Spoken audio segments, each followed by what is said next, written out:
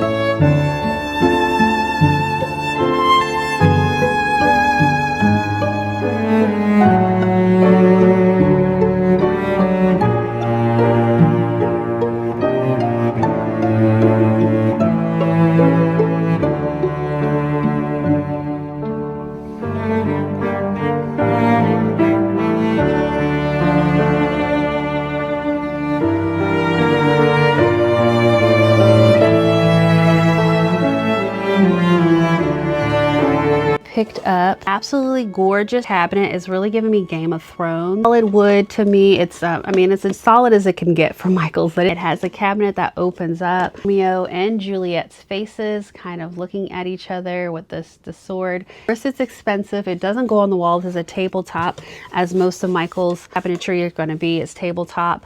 And like I said, if you want some anchor pieces, I want to put it on the wall. I do have some attachment pieces and things linked to my Lowe's storefront.